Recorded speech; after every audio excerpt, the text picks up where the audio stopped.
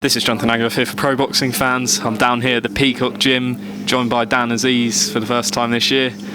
I'm beating light heavyweight. How are you? Good, man. Yourself? Very well, thank you. Big fight coming up once again against Andre Sterling on the MTK Golden Contract show. You're obviously not in the Golden Contract, but your English title fight is against Andre Sterling. Yeah. You spoke to my colleague James a few weeks ago. You sort of James Lupton. You sort of got interviewed by last time. Okay. Yeah. You sort of discussed how a bit strange again fighting gym mate in Andre Sterling. Yeah. What's it been like since obviously the fight's coming up in a month's time? What's it been like? I mean, is Andre still training here? You still sort of see him every day? Is it? So yeah, I think he had a fight maybe last week or something. So he took a week off, I think. But he's back here. I saw him Monday, Wednesday. To me, I don't really care. It's what it is. Like, what can I do? You know. Yeah, man. It's like this is not. What can I say? It's what it is. We've got to handle business March 20th, and yeah.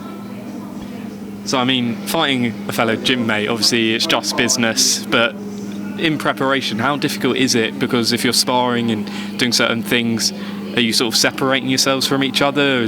I mean, I know you've obviously sparred loads of rounds. I presume you get on pretty well, but it must be quite difficult, sort of, with your mindset to sort of get that out of your head, essentially. I sparred yesterday, and he was watching. His trainer was watching. Okay, it is what it is. At the end of the day, March 20th, nothing's gonna save both of us. He can watch as much footage as he wants of me. He can watch me in sparring. I can do the same.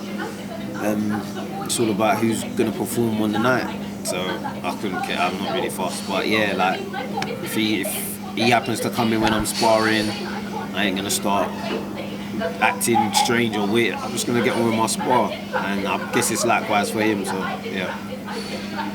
Now, obviously, you claimed the English title last time out against Lawrence Aseki. How do you reflect on that? Obviously, I was caught up with Lawrence Aseki, didn't go his way.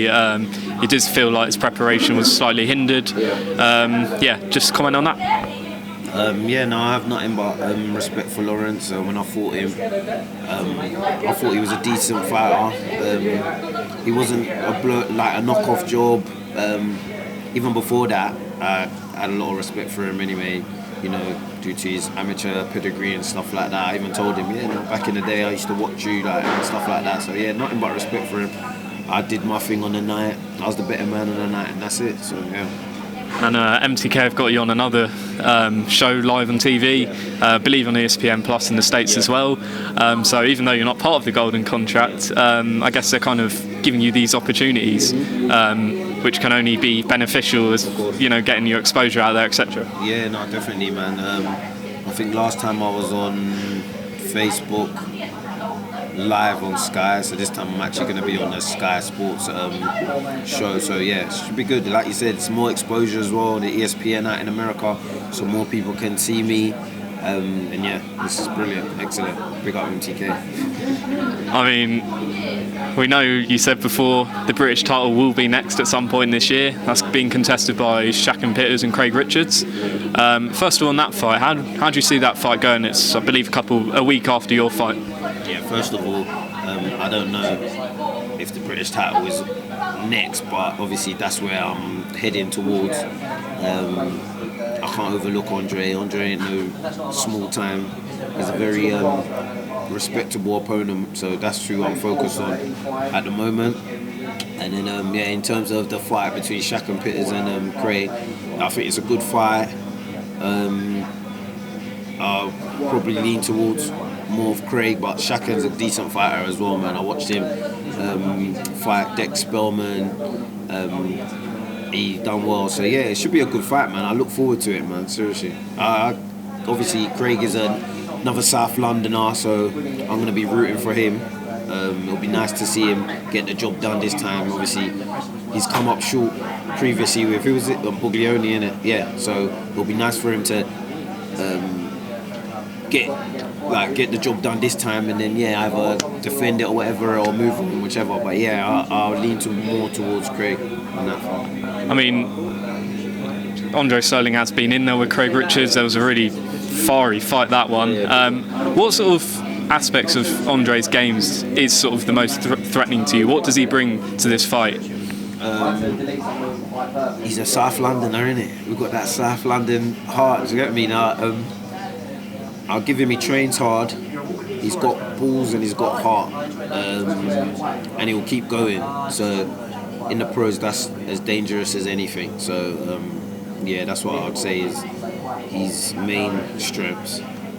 I mean, what sort of prediction can you give us for the fight? How do you see it sort of panning out? If he wants to act mad, he'll get knocked out. It's as simple as that. If he wants to, feel his way in and whatnot, then yeah, we could have a good little scrap. I think we're gonna have a good little scrap anyway. And this is why I took this fight with Andre, because obviously my fight with Lawrence Suzuki, I was even bored in that fight. So, but with Sterling, I know for a fact it's not gonna be no tit tat. It's not gonna be boring. We'll go for it. Yeah. The fans are in for a good little treat, and that's why I think it's on Sky as well, because it'll be a good fight.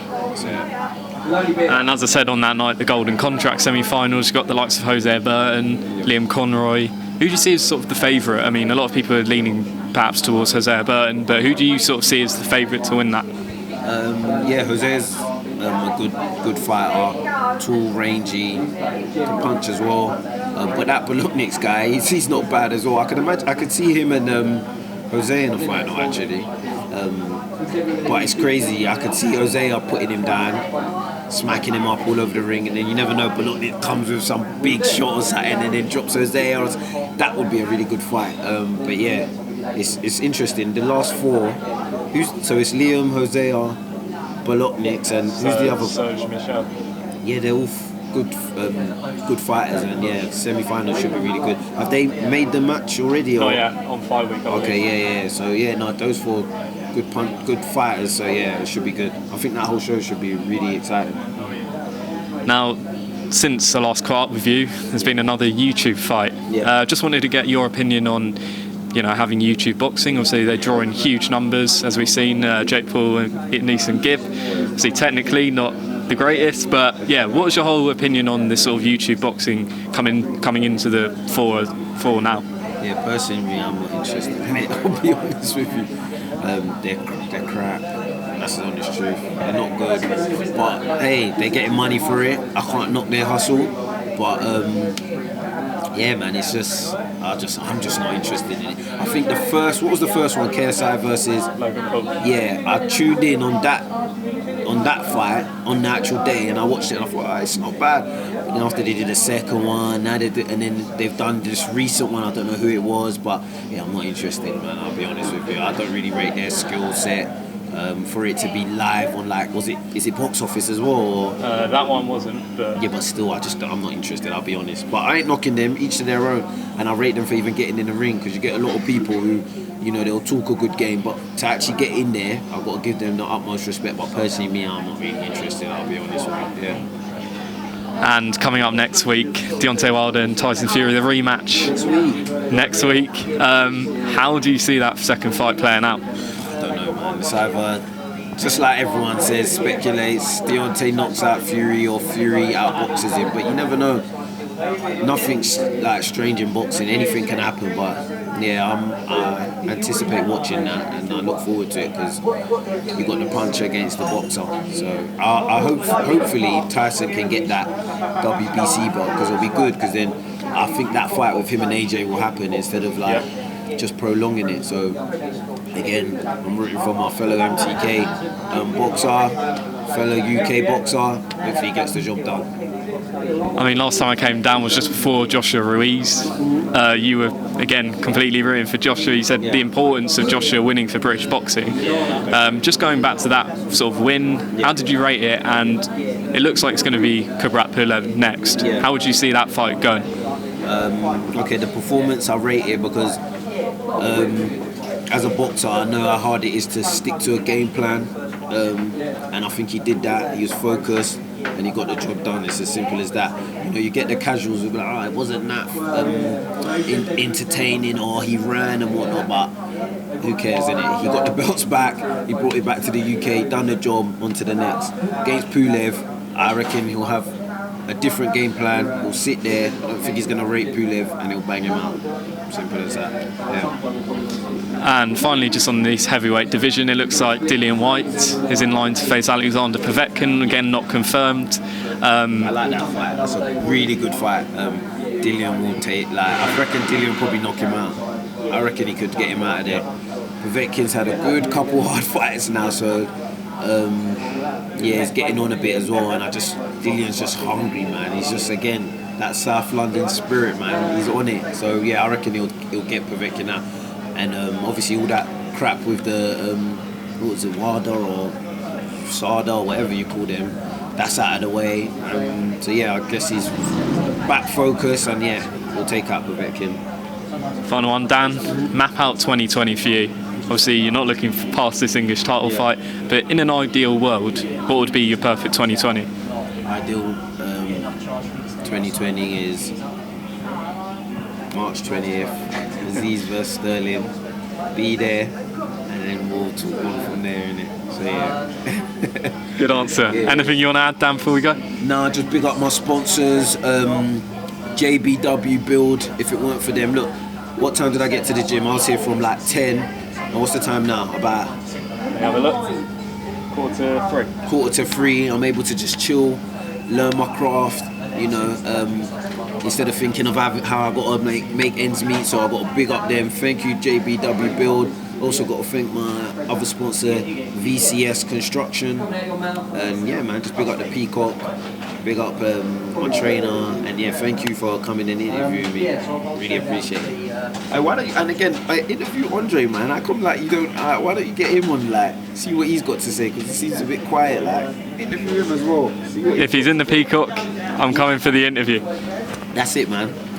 It'll be good to just get the other side of the story, see what he thinks and whatnot. So yeah.